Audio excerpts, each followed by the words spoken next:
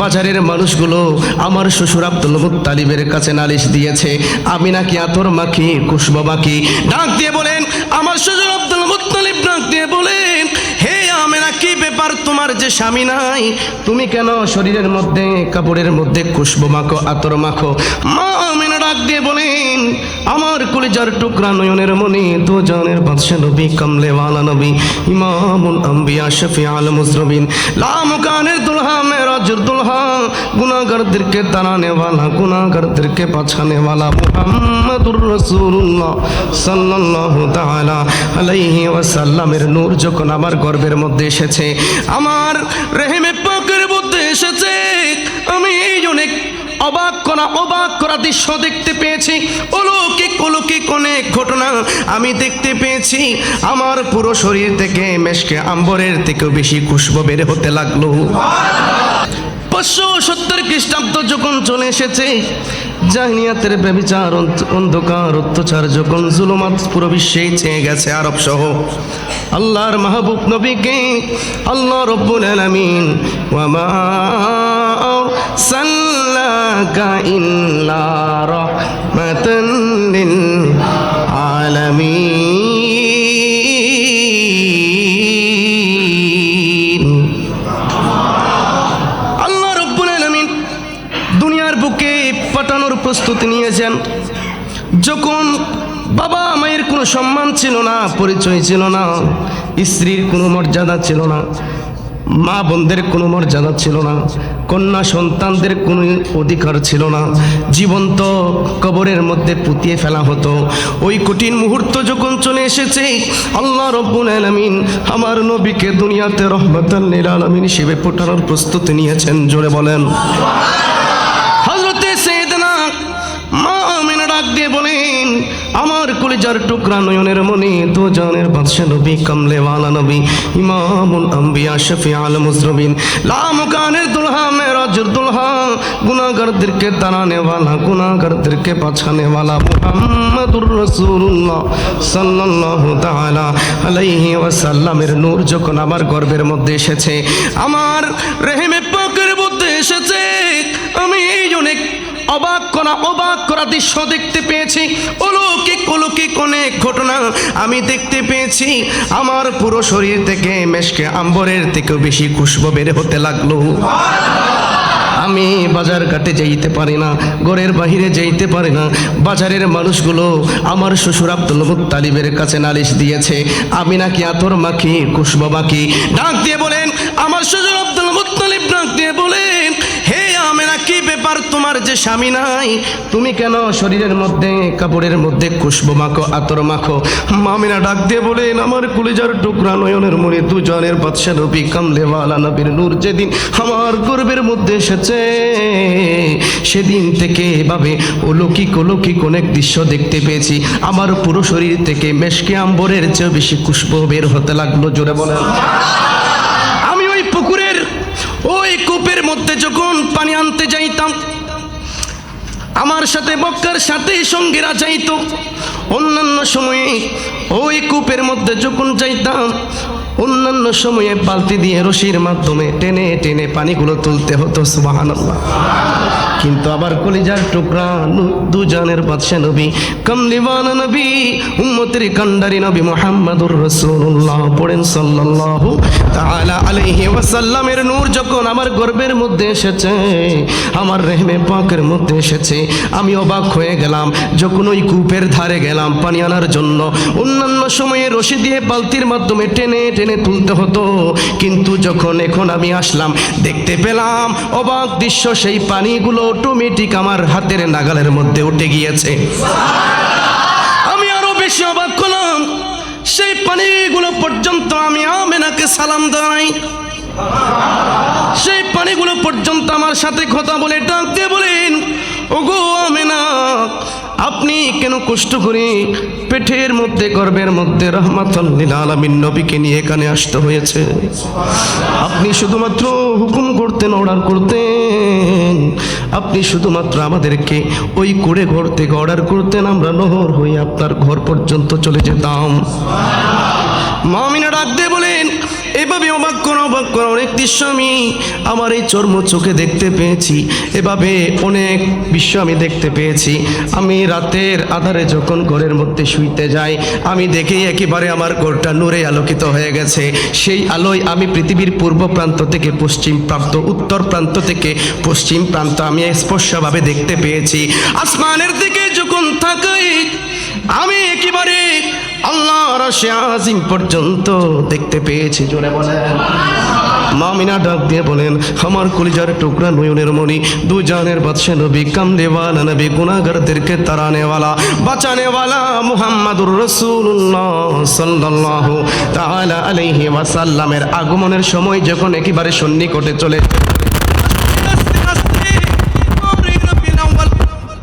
সোমবার গভীর রজনী যখন হয়ে গেছে, ক্লান্তিকাল যখন চলে এসেছে, আমার শিশু মুহাম্মদ দুনিয়াতে আসবেন, আমি অবাক করা আর আশ্চর্য অনেক কিছু দেখতে পেয়েছি।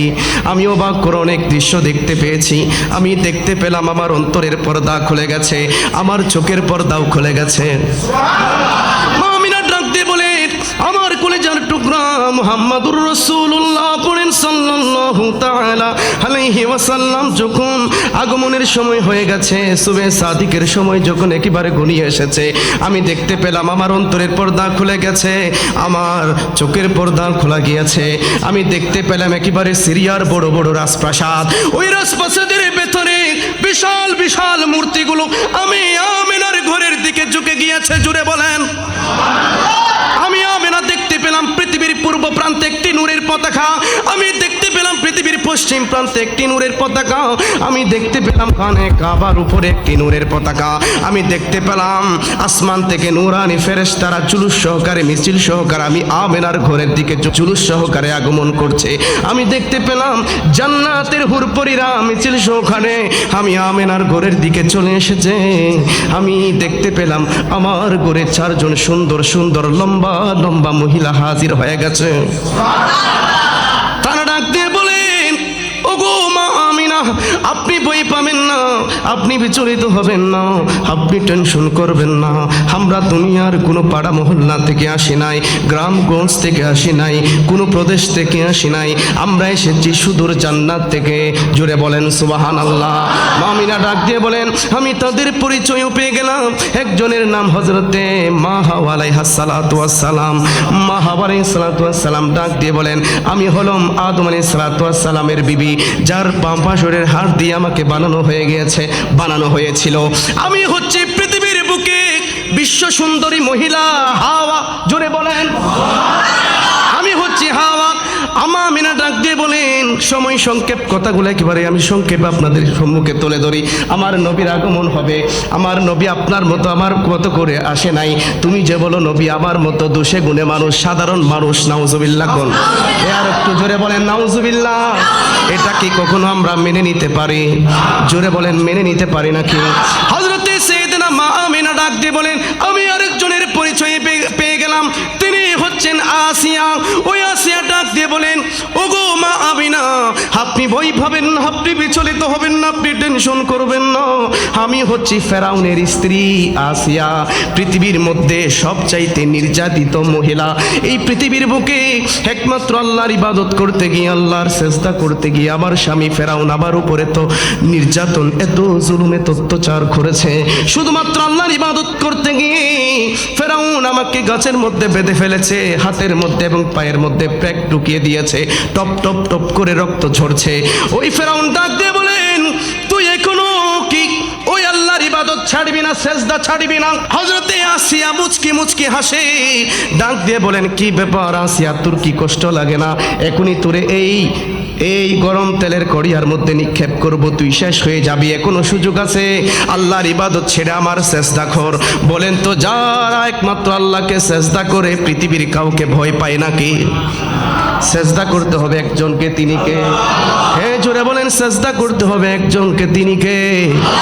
আসিয়া ডাক দিয়ে বলেন, মুচকি মুচকি হেসে ডাক দিয়ে বলেন, ওগো প্রাণের স্বামী, তুমি আমার স্বামী হতে পারো, কিন্তু আমি তোমার সিজদা করব না।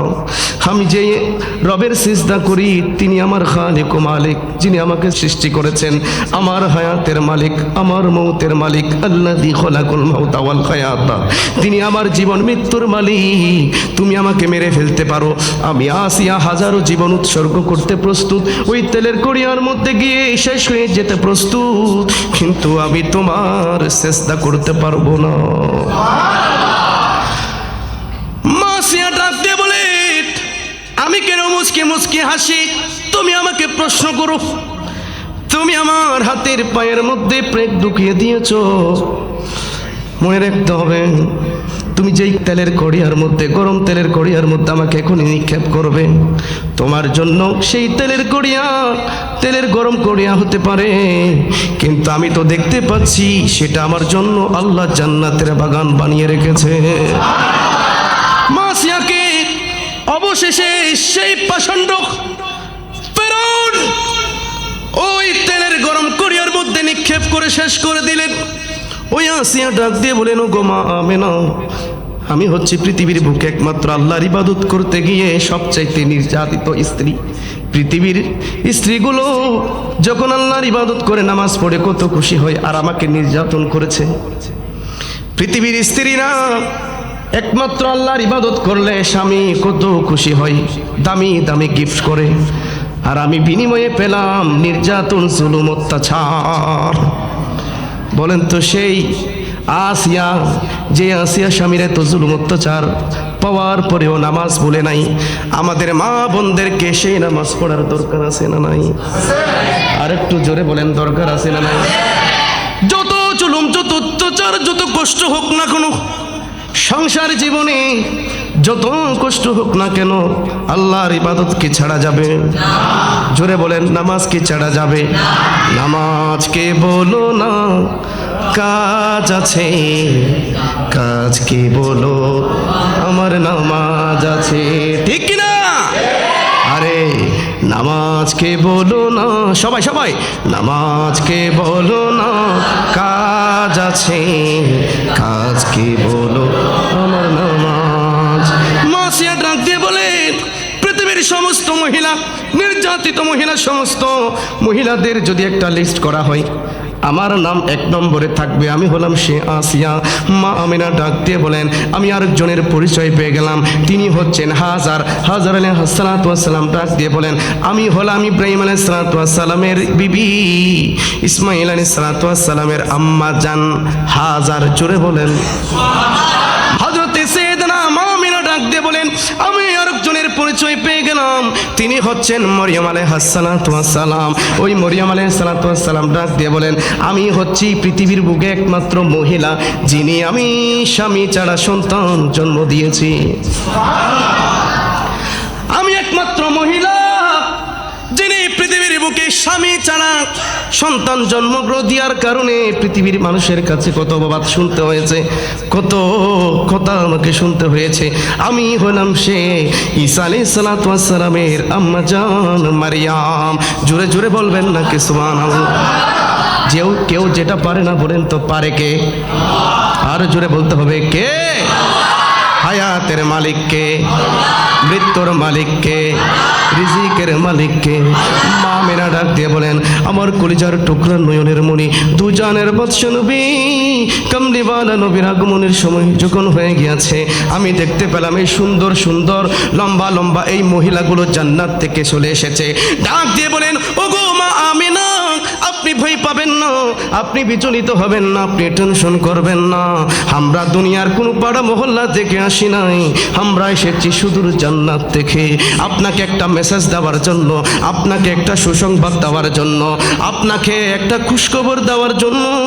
আপনার গর্ভ থেকে একটু পর যিনি দুনিয়াতে আসবেন তিনি সাধারণ কোনো মানুষ নয়, তিনি সাধারণ কোনো সন্তান নয়, তিনি সাধারণ কোনো জাত নয়, 8-10 জন সন্তানের মতো সন্তান নয়, তিনি হচ্ছেন ইমামুল আম্বিয়া, তিনি হচ্ছেন শফিউল মুজনিবিন, লা মুকানের দুলহা, উম্মতের কান্ডারি নবী, বিশ্ব মানবতার মুক্তির দিশা অভিসারী বিশ্ব মানবতার মুক্তির দূত নবী মুহাম্মদুর রাসূলুল্লাহ সাল্লাল্লাহু তাআলা আলাইহি ওয়াসাল্লাম একটু পর আপনার গর্ভ থেকে দুনিয়ার বুকে আসবেন আপনার সন্তানকে বরণ করার জন্য, আপনার ওই নূরানি সন্তানকে গ্রহণ করার জন্য, বরণ করার জন্য আল্লাহ স্পেশাল ভাবে আমাদেরকে জান্নাত থেকে পাঠিয়ে দিয়েছে।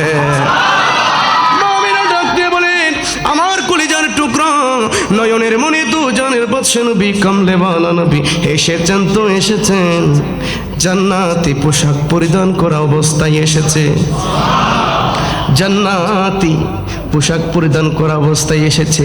দেখলাম চোখের মধ্যে সুরমা লাগানো, আমি দেখতে পেলাম আমার কলিজার টুকরা মুহাম্মদ পড়েন সাল্লাল্লাহু আলাইহি ওয়াসাল্লাম এসেছেন তো এসেছেন, একেবারে খতনা করা অবস্থায় দুনিয়াতে এসেছেন।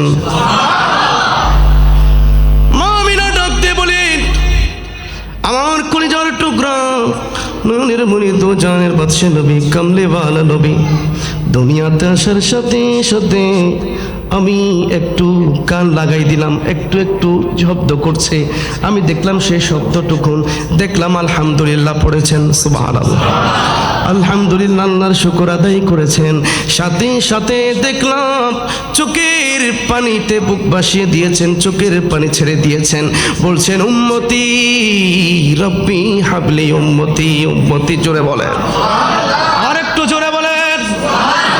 জান্নাতি পোশাকে পড়া দু নয়নে সুরমা লাগা, জান্নাতি পোশাকে পড়া দু নয়নে সুরমা লাগা, এলেন নবী খতনা করা, এলেন নবী খতনা করা মা আমিনার হুজুরায়। একটু মোহব্বত নিয়ে পড়েন না, বারে রবিউল সুল দুনিয়ায়, বারে রবিউল আউয়াল এলেন রাসূল দুনিয়ায়, সজদায় পড়িয়া নবী, সজদায় পড়িয়া নবী, কান্দে উম্মতের মায়ায়। কথা বলেন ঠিক কিনা বলেন। বারে রবিউল আউয়াল এলেন রাসূল দুনিয়ায়, বলেন বলেন, বারে রবিউল আউয়াল এলেন রাসূল দুনিয়ায়, সজদায় পড়িয়া নবী, সজদায় পড়িয়া নবী, কান্দে উম্মতের মায়ায়, বারে এলেন রাসূল দুনিয়ায়, বারে রবিউল আউয়াল এলেন রাসূল দুনিয়ায়। আমার ভাইরা, ওই নবী, যে নবী আমার মতো আপনার মতো দুনিয়াতে না এসে, মনে রাখতে হবে আপনি এসেছি আমি এসেছি দুনিয়াতে মায়ের লজ্জা স্থান দিয়ে, আর আমার নবী কিন্তু মা আমেরার লজ্জা স্থান দিয়ে আসে নাই। মা মিনা বলেন, আমার ছেলে দুনিয়াতে এসেছেন তো এসেছেন, আমি দেখতে পেলাম লজ্জা স্থানের উপর দিয়ে নাভির নিচে মধ্যবর্তী যে স্থান আছে সে স্থান দিয়ে স্পেশাল ভাবে দুনিয়াতে এসেছে।